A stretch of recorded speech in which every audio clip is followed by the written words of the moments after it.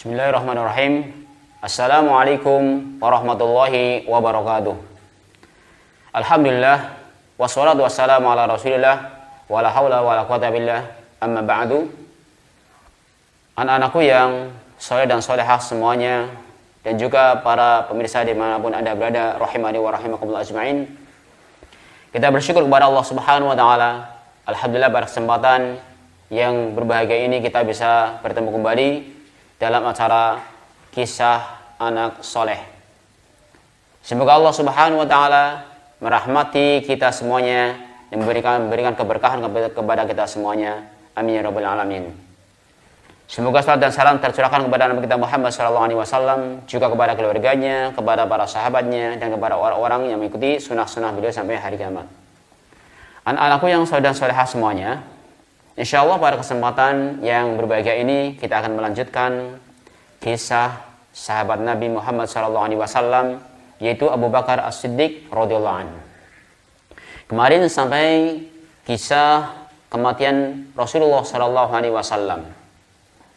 Berikutnya adalah setelah Nabi Muhammad SAW meninggal, maka Abu Bakar As-Siddiq radhiyallahu anhu menjadi khalifah. Artinya menjadi pemimpin anak-anak semuanya. Khalifah artinya sebagai pemimpin. Jadi setelah Rasulullah SAW dimakamkan, Umar bin Khattab radhiyallahu anhu menjelaskan kepada seluruh sahabat bahwa Rasulullah SAW telah memilih Abu Bakar adalah sahabat terbaik Rasulullah SAW. Jadi Umar bin Khattab sendiri mengumumkan kepada para sahabat bahwa sahabat terbaik adalah Abu Bakar As-Siddiq radhiyallahu anhu.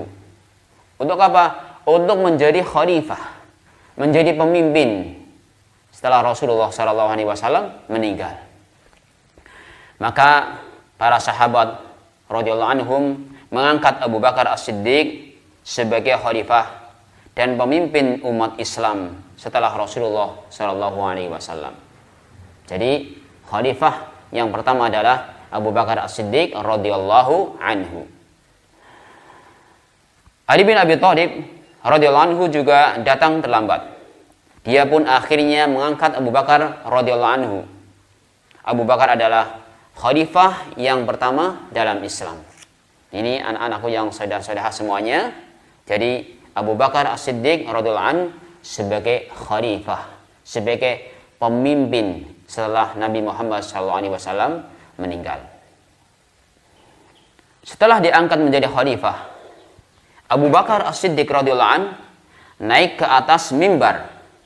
Lalu ia berceramah yang isinya, "Wahai saudara-saudara sekalian, aku ditunjuk untuk memimpin kalian."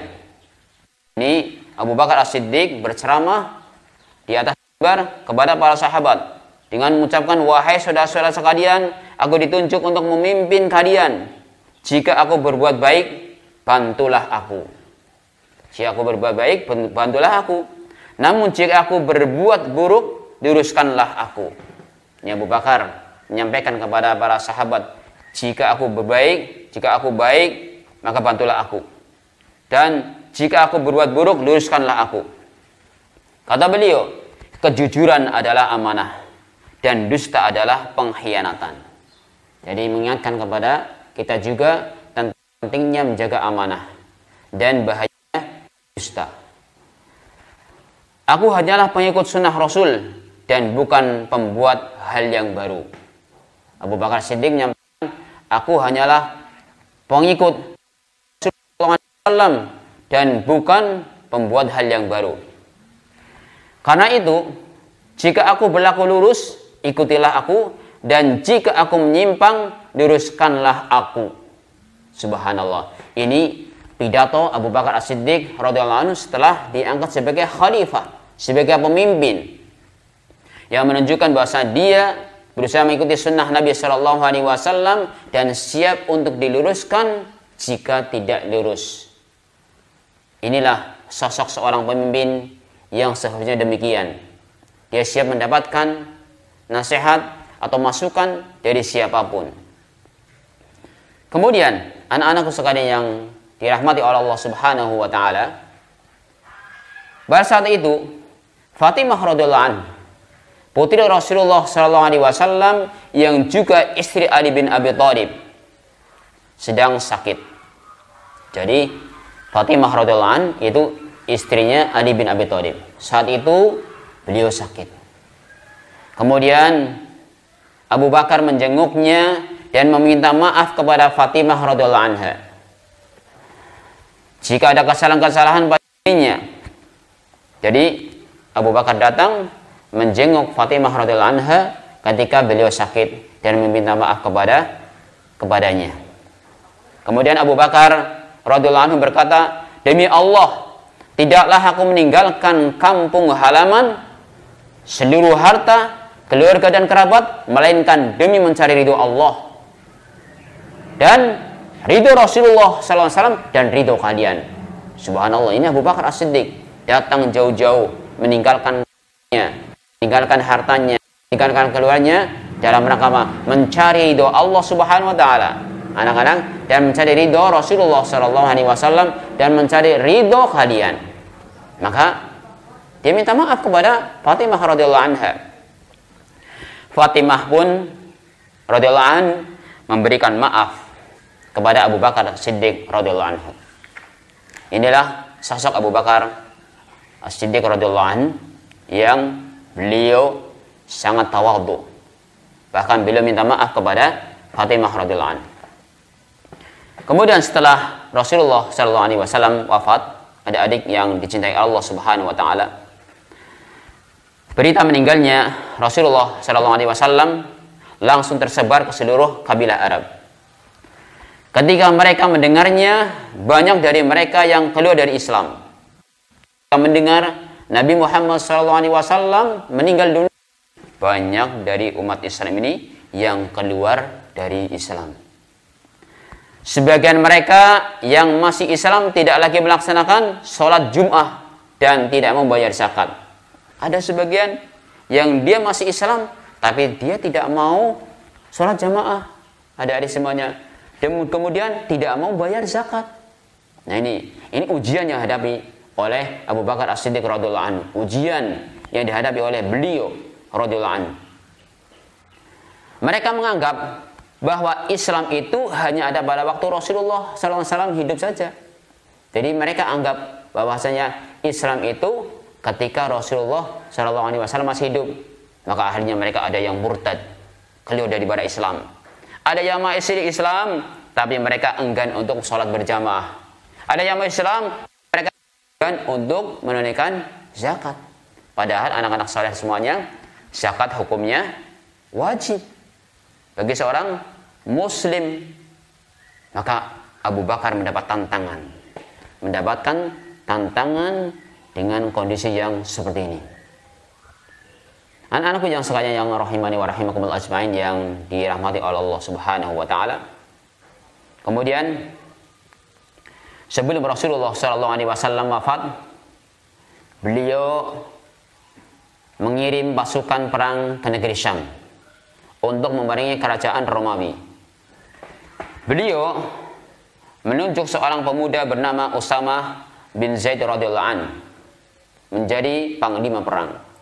Jadi Usamah bin Zaid ditunjuk oleh Nabi SAW sebelum wafat untuk menjadi panglima besar dalam peperangan menyerang Romawi.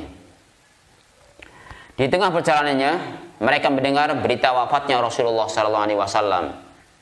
Ketika tengah melaksanakan peperangan melawan Romawi ini, maka mereka mendengar wafatnya Nabi Muhammad SAW.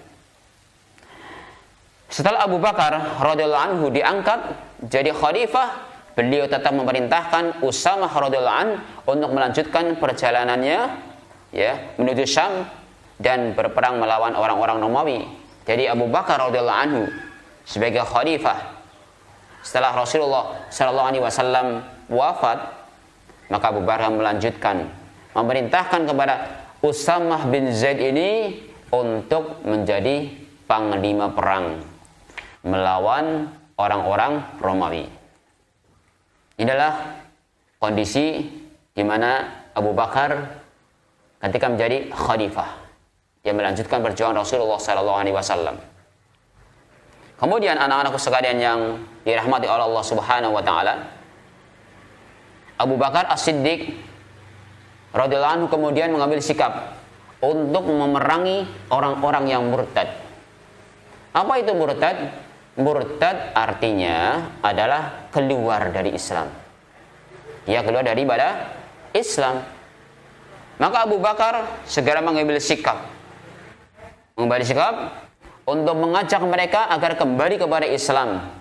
Dan yang tidak mau diperangi oleh Abu Bakar As-Siddiq radhiyallahu anhu. Maka setelah Abu Bakar radhiyallahu anhu dilantik menjadi khalifah, beliau radhiyallahu anhu menghadapi cobaan yang sangat besar. Banyak suku Arab yang keluar daripada Islam. Ini cobaan yang besar. Bagaimana tidak? Yang tadinya pada masuk Islam, mereka semangat, kemudian malah ketika meninggal Nabi Muhammad SAW dan khalifah adalah dipegang oleh Abu Bakar As-Siddiq, banyak orang-orang yang keluar daripada Islam. Ini ujian yang besar buat beliau. Namun beliau radhiyallahu anhu tetap dengan keimanan yang sangat kuat dan menginginkan tegaknya Islam seperti pada masa Rasulullah SAW. Abu Bakar As-Siddiq punya tekad yang kuat. Bagaimana biar Islam tetap jaya? Itu. Sebagaimana pada zaman Nabi SAW. Bagaimana biar mereka tetap menjaga keimanannya, keislamannya.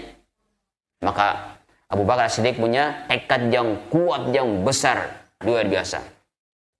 Maka Abu Bakar As-Siddiq radhiyallahu anhu mengajak kembali suku-suku yang telah murtad. Untuk apa? Untuk kembali kepada Islam. Dia ajak semuanya, ayo kembali kepada Islam. Ajaran yang benar, ajarannya Rasulullah SAW. Ya, diajak oleh Abu Bakar As-Siddiq radhiyallahu anhu. Ya. Jadi Abu Bakar mengajak kembali suku-suku yang telah murtad untuk kembali kepada Islam. Beberapa dari mereka ada yang kembali ke Islam dan ada juga yang murtad. Jadi ketika diajak, ada yang mau kembali kepada Islam, ada yang dia tetap murtad. Ini anak-anakku sekalian, ya, semoga Allah Subhanahu wa taala menjaga kita semuanya, menjaga keislaman kita. Jadi ada yang tetap murtad. Akhirnya dalam kondisi seperti ini, Abu Bakar As-Siddiq radhiyallahu anhu memerangi suku Arab yang murtad. Jadi tadi ada yang tetap Islam, ada yang dia murtad kembali kepada ajaran orang-orang kafir, alias keluar dari Islam. Maka yang murtad ini diperangi oleh Abu Bakar As-Siddiq radhiyallahu anhu. Akhirnya pada bulan Jumadil Akhir tahun 11 Hijriah, Abu Bakar radhiyallahu anhu bersama pasukan yang terdiri atas penduduk Madinah pergi ke perkampungan orang-orang Arab Badui di sekitar Madinah yang telah murtad. Jadi Abu Bakar As-Siddiq pergi ke sebuah tempat, ke suku Badui ini di daerah Madinah, mengunjungi orang-orang yang sudah pada murtad, yang telah murtad. Selain keluar dari Islam, mereka juga berusaha menyerang kota Madinah. Jadi mereka sudah keluar dari Islam dan mereka malah berusaha menyerang kota Madinah. Ini fitnah, ujian besar bagi Abu Bakar As-Siddiq radhiyallahu anhu. Namun apa? Namun sebelum matahari terbit, orang-orang murtad itu justru berlarian kabur dari kampungnya. Ketika mau menyerang, sebelum matahari terbit, orang-orang murtad itu justru berlarian kabur dari kampungnya. Subhanallah, ya. Ini Allah Subhanahu wa taala menjaga orang-orang Islam. Maka Abu Bakar As-Siddiq radhiyallahu anhu mengejar orang-orang murtad itu sampai ke daerah Al-Qassah, di dekat kota Madinah.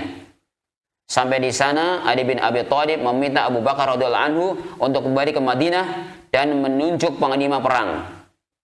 Akhirnya Ali bin Abi Thalib mempunyai usulan agar Abu Bakar As-Siddiq menunjuk seorang panglima perang untuk memaring orang-orang yang murtad ini. Akhirnya Abu Bakar As-Siddiq radhiyallahu anhu menunjuk Khalid bin Walid.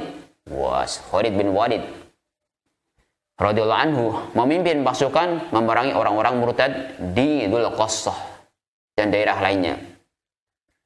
Inilah kemenangan pertama Abu Bakar radhiyallahu anhu. Jadi Abu Bakar As-Siddiq radhiyallahu anhu menunjuk seorang panglima, yaitu Khalid bin Walid radhiyallahu anhu, sebagai pemimpin panglima untuk memerangi orang-orang murtad. Yang akhirnya walhamdulillah kemenangan diraih oleh Abu Bakar As-Siddiq radhiyallahu anhu. Nah, anak-anak sekalian yang dirahmati oleh Allah Subhanahu wa taala. Khalid bin Walid menerima perintah Abu Bakar radhiyallahu anhu untuk memerangi orang-orang yang murtad. Dari Dzul Qassah, Khalid bin Walid radhiyallahu anhu pergi ke daerah lain untuk memerangi kaum murtad yang komandannya bernama Tulaihah al-Asadi. Jadi ada orang yang tokoh dari kalangan orang-orang yang murtad itu bernama Tulaihah al-Asadi.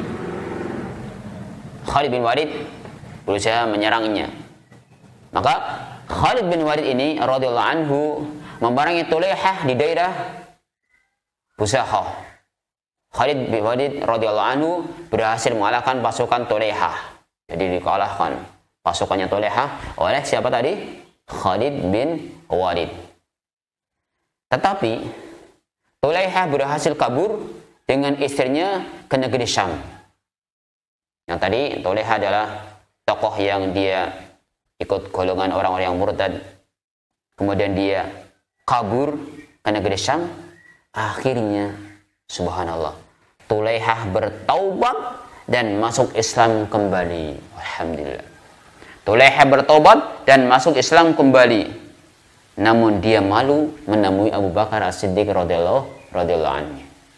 Inilah namanya iman Islam, ya, iman itu atau hati itu berbolak-balik. Tadinya muslim, kemudian dia murtad, kemudian kembali kepada Islam lagi. Semoga Allah Subhanahu wa taala tetapkan iman dan Islam kita semuanya. Ini yang dihadapi oleh Abu Bakar As-Siddiq radhiyallahu anhu. Banyak orang-orang yang murtad, orang pada kembali kekafiran, alias keluar daripada Islam, diperangi oleh Abu Bakar As-Siddiq. Kemudian kondisi berikutnya adalah ada orang-orang yang muslim, dia masih Islam, anak-anak semuanya. Jadi masih Islam, tapi kami ceritakan tadi di depan, ada yang enggan sholat berjamaah, ada yang enggan dia untuk melaksanakan zakat, untuk menunaikan zakat, dia nggak mau. Maka Abu Bakar pun mengambil sikap untuk memerangi siapa? Orang-orang yang enggan menunaikan zakat. Jadi Abu Bakar radhiyallahu anhu memang sangat sabar dan gigih dalam menegakkan Islam dan ajaran Rasulullah SAW. Selain banyak suku-suku yang murtad, banyak pula orang-orang Islam yang tidak mau membayar zakat. Mereka beralasan bahwa zakat itu hanya diberikan kepada Rasulullah SAW saja. Jadi tadi dijelaskan bahwa banyak yang murtad dan juga banyak orang-orang masih muslim, tapi dia tidak mau mengeluarkan zakatnya. Alasannya zakat itu hanya diberikan kepada Rasulullah SAW. Sementara Rasulullah SAW sudah meninggal, maka dia tidak mau memberikan zakat. Ya. Maka Abu Bakar radhiyallahu anhu berkata, aku akan memerangi orang yang membedakan sholat dengan zakat. Ini sikap tegas Abu Bakar As-Siddiq. Aku akan memerangi orang-orang yang membedakan antara zakat dengan sholat. Akan diperangi oleh Abu Bakar As-Siddiq radhiyallahu anhu. Akhirnya mereka pun diperangi. Jadi orang yang tidak mau membayar zakat akan diperangi oleh Abu Bakar As-Siddiq radhiyallahu anhu. Maka saya katakan tadi bahwasanya zakat merupakan kewajiban seorang muslim, dan ini merupakan rukun Islam yang keberapa? Rukun Islam yang ketiga. Jadi rukun Islam ada 5. Pertama, mengucapkan 2 kalimat syahadat. Yang kedua, mendirikan sholat. Yang ketiga, membayar zakat. Ini membayar zakat bagian daripada rukun Islam, anak-anak semuanya. Kemudian berpuasa di bulan Ramadan, dan yang kelima, haji ke Baitullah jika mampu.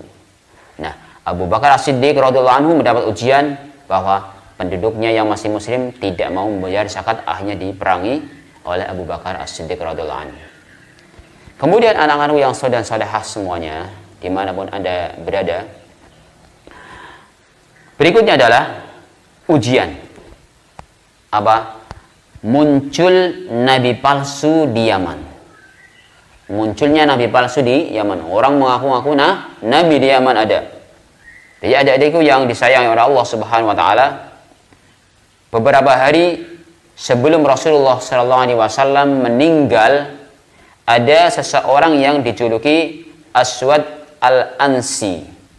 Jadi bahkan ini muncul sebelum Nabi SAW meninggal. Ada seseorang yang dijuluki Aswad Al-Ansi, mengaku sebagai nabi di negeri Yaman. Dia mengaku sebagai nabi. Bahkan muncul sebelum Nabi Muhammad SAW wafat. Ini ada orang yang mengaku dirinya sebagai nabi. Nama aslinya adalah Ablah bin Ka'ib. Ablah bin Ka'ib namanya ini. Mengaku sebagai nabi. Maka Aswad mengaku dirinya sebagai nabi. Bahkan banyak penduduk Yaman yang lemah iman menjadi pengikutnya. Ketika Aswad ini mengaku sebagai nabi, ternyata banyak pengikutnya juga. Terutama orang-orang yang lemah imannya mempercayai kalau Aswad ini sebagai nabi. Yang jumlahnya mereka mencapai 700 orang. Banyak kan? 700 orang dia mengakui menjadi pengikutnya Aswad ini. Mereka menyerang dan berusaha membunuh para sahabat di negeri Yaman. Lebih kejam lagi malah. Mereka ini, pengikutnya Aswad ini, mereka itu akan menyerang para sahabat dan membunuh para sahabat yang ada di negeri Yaman. Nah, ini adalah ujian yang dihadapi oleh Abu Bakar As-Siddiq radhiyallahu anhu. Bahkan ini muncul ketika Rasulullah SAW sebelum wafat. Maka Rasulullah SAW mendengar berita munculnya nabi palsu itu. Kemudian Rasulullah SAW mengirim surat kepada Mu'ad bin Jabal. Kepada siapa? Mu'ad bin Jabal. Mendengar kalau di Yaman itu ada nabi palsu. Seorang yang mengaku dia sebagai nabi, itu Aswad tadi. Akhirnya Rasulullah SAW mengirim surat kepada Mu'ad bin Jabal radhiyallahu anhu yang sedang berada di Yaman untuk menghabisi musuh Allah ini. Jadi kalau ada orang yang mengaku dirinya sebagai nabi, berarti itu adalah musuh Allah Subhanahu wa taala. Maka Nabi SAW memerintahkan kepada Mu'ad bin Jabal yang beliau radhiyallahu anhu ditugas oleh Rasulullah berdakwah di daerah Yaman untuk menghabisi orang-orang tadi yang mengaku sebagai nabi. Para sahabat yang berada di sana pun menggalang kekuatan untuk melaksanakan perintah Rasulullah SAW. Jadi para sahabat yang ada di Yaman berusaha menyerang, menggalang kekuatan untuk menyerang orang-orang yang mengikuti atau mengaku sebagai nabi. Dia berusaha melaksanakan perintah Nabi SAW.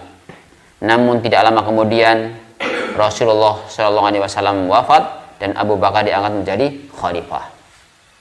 Saat itu ketika ada terdengar di sana ada nabi palsu, ya, yang ada mana Aswad Al-Ansi tadi, maka Rasulullah SAW memerintahkan kepada Mu'ad bin Jabal untuk menghabisinya. Namun tidak lama Rasulullah SAW wafat dan Abu Bakar As-Siddiq diangkat sebagai khalifah. Adik-adik sekalian yang dirahmati Allah Subhanahu wa taala, para sahabat tetap ingin melaksanakan perintah Rasulullah SAW. Abu Bakar radhiyallahu anhu mendukung dan memerintahkan mereka untuk menghabisi penduduk Yaman yang murtad. Jadi tetap berpegang teguh pada perintah Nabi SAW tadi untuk menghabisi orang-orang yang murtad dan menyerang orang yang tadi mengaku dirinya sebagai nabi. Akhirnya para sahabat dengan kekuatan berhasil menghabisi nabi palsu Siapa namanya tadi? Aswad Al-Ansi. Dia, Aswad Al-Ansi adalah seseorang yang mengaku dirinya sebagai nabi palsu di negeri Yaman, dihabisi oleh para sahabat radhiyallahu anhu. Maka anak-anakku yang saleh dan salehah semuanya, Abu Bakar radhiyallahu anhu dan semua sahabat di Madinah sangat bergembira atas terbunuhnya nabi palsu tersebut. Jadi ketika Aswad Al-Ansi ini terbunuh, Abu Bakar bergembira, senang mendengar berita terbunuhnya orang yang mengaku dirinya sebagai nabi. Kemudian beliau radhiyallahu anhu memberikan semangat kepada para sahabat yang tinggal di Yaman agar memberikan bantuan untuk mengalahkan orang-orang murtad yang ingin membunuh umat Islam. Ya, akhirnya Abu Bakar As-Siddiq radhiyallahu anhu berusaha memberikan bantuan kepada para sahabat yang berada di negeri Yaman tadi, memberikan bantuan untuk mengalahkan orang-orang yang pada murtad, orang-orang yang keluar daripada Islam, diserang terus biar mereka kalah. Karena sebelum diserang juga diajak untuk kembali kepada Islam, tapi kalau tidak mau diperangi oleh Abu Bakar As-Siddiq radhiyallahu anhu. Ini kondisi di Yaman. Jadi di Yaman udah banyak yang murtad, dan sebelumnya sudah muncul ada orang yang mengaku sebagai nabi alias nabi palsu. Siapa tadi namanya? Aswad Al-Ansi, yang akhirnya dia terbunuh juga. Akhirnya Abu Bakar pun bergembira, senang mendengar terbunuhnya nabi palsu ini. Ya. Ini di Yaman. Kemudian muncul pula fitnah. Apa anak-anak semuanya? Nabi palsu di Yamamah. Kalau tadi di Yaman, sekarang di Yamamah.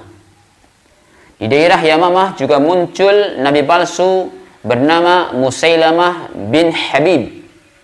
Musailamah bin Habib, dia dijuluki Al-Kadzdzab, itu pembohong. Jadi Musailamah Al-Kadzdzab, pembohong. Musailamah bin Habib ini mengaku dirinya sebagai nabi dari Yamamah. Abu Bakar radhiyallahu anhu mengutus Ikrimah bin Abu Jahal dan Syurahbil bin Hasanah radhiyallahu anhu untuk menghabisi Musailamah Al-Kadzdzab. Jadi Ikrimah ini dan Syurahbil diutus untuk menghabisi Musailamah Al-Kadzdzab. Akan tetapi pasukan Ikrimah radhiyallahu anhu mengalami kekalahan. Lalu Abu Bakar radhiyallahu anhu kembali mengirim pasukan yang dipimpin oleh Khalid bin Walid radhiyallahu anhu ke Yamamah. Jadi pertama dikirim siapa tadi? Ikrimah bin Abu Jahal. Qadarullah kalah. Dikirim lagi oleh Abu Bakar As-Siddiq radhiyallahu anhu. Siapa ya tadi yang dikirim? Khalid bin Walid, yang tadi sebelumnya sudah dikirim untuk memerangi orang-orang murtad di Khalid bin Walid. Hanya dikirim pula Khalid bin Walid ke Yamamah. Pasukan ini pun berhasil mengalahkan dan menghabisi nabi palsu. Siapa tadi? Musailamah Al-Kadzdzab. Ini dikalahkan oleh Khalid bin Walid, yang dia sebagai pasukan memimpin perang menghabisi Musailamah Al-Kadzdzab yang mengaku sebagai nabi tadi di Yamamah. Inilah kondisinya. Jadi banyak yang murtad, kemudian ada yang mengaku nabi, ada yang Islam dia tapi tidak mau jamaah, yang Islam tapi dia mau menunaikan zakat. Inilah kondisinya. Kemudian berikutnya, anak-anakku yang saleh dan salehah semuanya, penduduk Bahrain murtad. Penduduk Bahrain pun murtad. Jadi adik-adik yang dicintai oleh Allah Subhanahu wa taala, di negeri Bahrain juga banyak orang yang murtad. Di Bahrain ada orang-orang yang murtad, bahkan banyak. Abu Bakar radhiyallahu anhu pun mengutus sahabat Al-A'la bin Al-Hadrami. A'la Al-Hadrami ini diutus oleh Abu Bakar As-Siddiq untuk mengalahkan orang-orang murtad di sana. Di tengah perjalanan, ya, Al-A'la ini bertemu dengan penduduk Yamamah yang telah masuk Islam. Mereka pun ikut bergabung dengan pasukan Al-A'la radhiyallahu anhu hingga akhirnya berhasil mengalahkan orang-orang yang murtad. Jadi termasuk penduduk Bahrain adalah banyak orang-orang yang murtad yang keluar daripada Islam. Cobaan buat Abu Bakar As-Siddiq radhiyallahu anhu. Akhirnya beliau pun mengirim pasukan yang dipimpin oleh Al-A'la bin Al-Hadrami ini untuk menghabisi orang-orang yang murtad di negeri Bahrain, yang akhirnya berhasil mengalahkan orang-orang murtad. Makanya semoga Allah Subhanahu wa taala menjaga keimanan dan keislaman kita sehingga kita dimatikan dalam keadaan Islam semuanya. Ini penduduk Bahrain. Kemudian anak-anakku yang soleh dan solehah semuanya, penduduk Oman pun murtad. Jadi penduduk Oman banyak yang murtad. Jadi di negeri Oman juga muncul beberapa orang yang murtad, yang keluar daripada Islam. Kalau tadi di Bahrain, di Yaman, kemudian ini di Oman juga banyak yang murtad, yang keluar daripada Islam. Khalifah Abu Bakar pun radhiyallahu anhu mengirim pasukan yang dipimpin Hudzaifah bin Mihsan. Hudzaifah bin Mihsan dikirim oleh Abu Bakar As-Siddiq radhiyallahu anhu. Dalam perjalanannya, Hudzaifah radhiyallahu anhu bertemu dengan pasukan Ikrimah bin Abu Jahal radhiyallahu anhu. Jadi dalam perjalanan beliau, ya Hudzaifah ini bertemu dengan sahabat Nabi SAW yang namanya Ikrimah bin Abu Jahal. Akhirnya dia pun ikut bergabung dengan pasukan Hudzaifah. Siapa tadi yang bergabung? Ikrimah bin Abu Jahal bergabung dengan pasukannya Hudzaifah radhiyallahu anhu. Pasukan gabungan ini dengan mudah mengalahkan orang-orang murtad di Oman. Jadi antara gabungan pasukan Hudzaifah dengan pasukannya Ikrimah ini gabung perang memerangi orang-orang yang murtad di Oman. Maka ini mendapatkan kemenangan yang luar biasa. Pasukan gabungan yang begitu kuat mengalahkan orang-orang murtad yang ada di Oman. Inilah kondisi bagaimana yang dihadapi oleh sahabat Abu Bakar As-Siddiq radhiyallahu anhu. Ya subhanallah, ujiannya begitu berat, begitu besar ujiannya. Anak-anak yang saleh dan salehah semuanya, rahimani wa rahimakumullahu ajmain. Kemudian berikutnya adalah Abu Bakar As-Siddiq radhiyallahu anhu dakwah ke Irak dan Syam. Dakwah ke Irak dan Syam. Jadi setelah Khalid bin Walid radhiyallahu anhu pulang dari Yamamah, Khalid bin Walid pulang dari Yamamah, Abu Bakar radhiyallahu anhu memerintahkannya untuk menyebarkan Islam ke Irak. Abu Bakar memerintahkan untuk menyebarkan Islam ke Irak. Jadi subhanallah, Islam tersebar kemana-mana. Dan termasuk ini disebarkan ke Irak. Dan juga ke Syam. Selain itu, Abu Bakar As-Siddiq radhiyallahu anhu juga ingin menyebarkan Islam ke Syam. Ke Irak, ke Syam. Oleh sebab itu, dia mengumpulkan para sahabat seperti Yazid bin Abu Sufyan.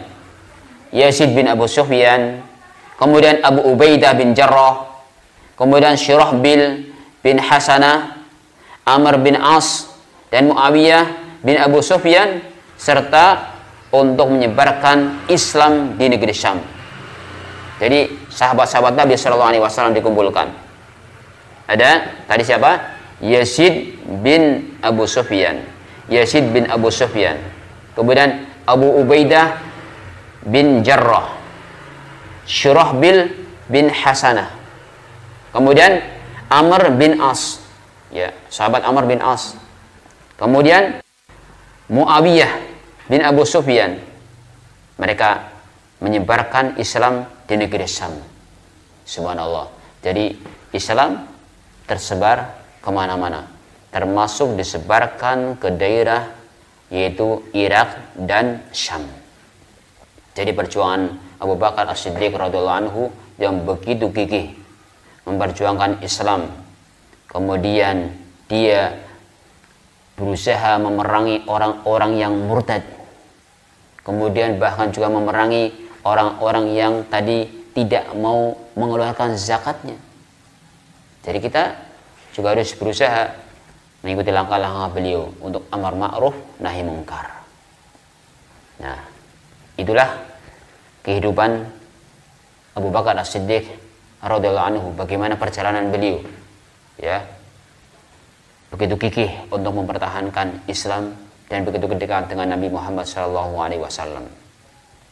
Akhirnya sahabat yang mulia ini, ya, diambil oleh Allah Subhanahu wa taala alias meninggal. Karena Allah juga sudah mengingatkan kepada kita, kullu nafsin dha'iqatul maut. Setiap jiwa pasti akan mengalami kematian. Seorang sahabat yang mulia ini pun juga menghadapi yang sama, menghadapi kematian sebagaimana makhluk yang lainnya. Akhirnya Abu Bakar As-Siddiq radhiyallahu anhu telah berusaha keras untuk menyebarkan Islam. Pada hari Senin setelah maghrib tanggal 8 Jumadil Akhir tahun 13 Hijriah, Abu Bakar radhiyallahu anhu meninggal dunia dalam usia 63 tahun. Jadi Abu Bakar As-Siddiq umurnya 63 tahun, sama dengan Nabi kita Muhammad sallallahu alaihi wasallam, umur 63 tahun. Dia wafat setelah jatuh sakit selama 15 hari. Jadi sebelum meninggal beliau sakit terlebih dahulu kurang lebih 15 hari. Umar bin Khattab radhiyallahu anhu menjadi sebagian, ya, pada waktu sholat jenazah.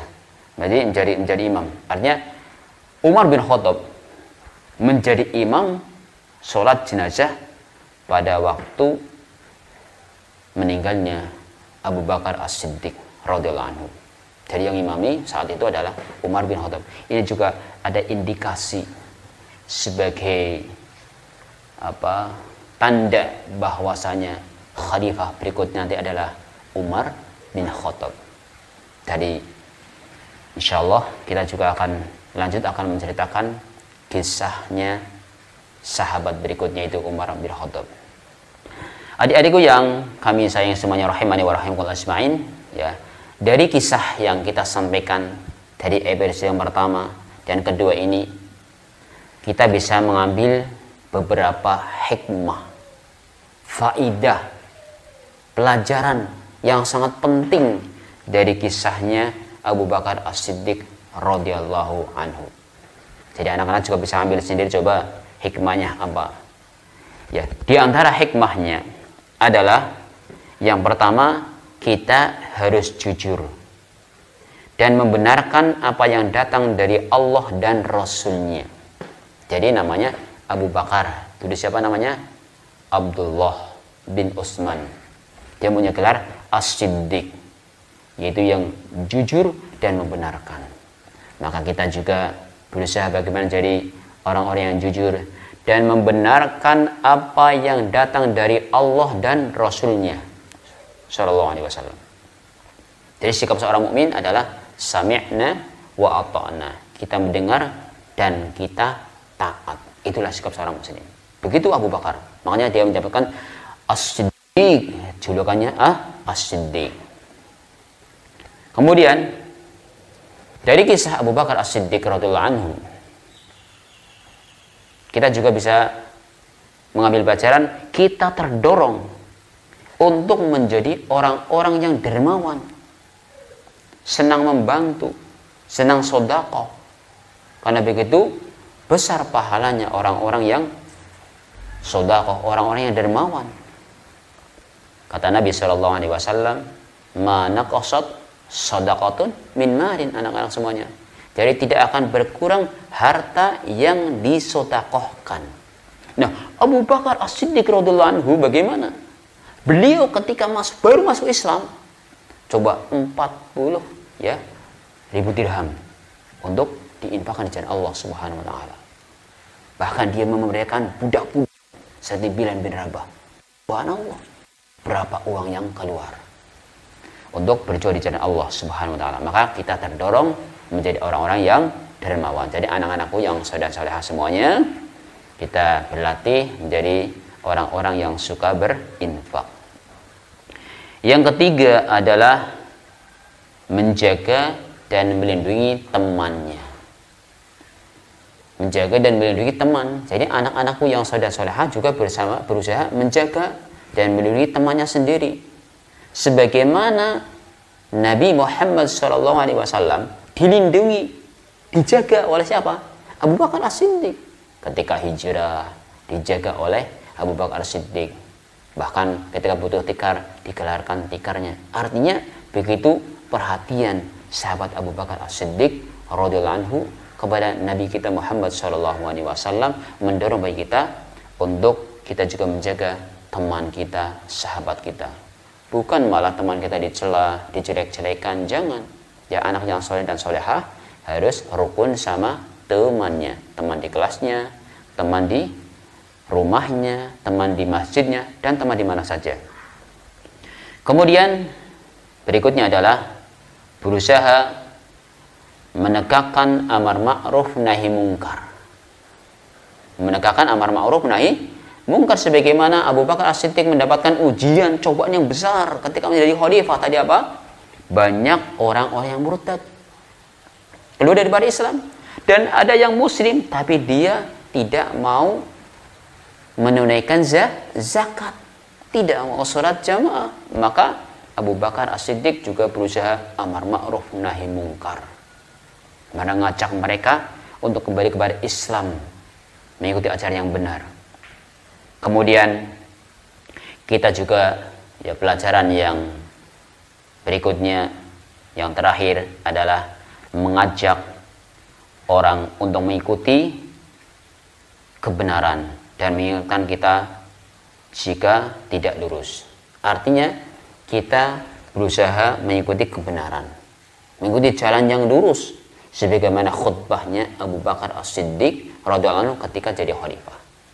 Dan juga mengingatkan kita jika kita tidak lurus. Jadi kita juga harus lapang ketika kita tidak lurus, tidak benar, kemudian kita diingatkan. Harusnya seorang muslim harus legowo, harus lapang dada, sebagaimana dicontohkan oleh Abu Bakar As-Siddiq radhiyallahu anhu, dan juga menunjukkan ketawaduan beliau bahwa beliau siap untuk mendapatkan masukan dari siapapun demi kebenaran.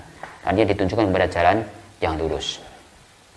Inilah anak-anakku yang saudara-saudara semuanya, kisah Abu Bakar As-Siddiq radhiyallahu anhu yang sangat menginspirasi kita untuk lebih semangat berjuang di jalan Allah Subhanahu wa taala, berkorban untuk Allah Subhanahu wa taala.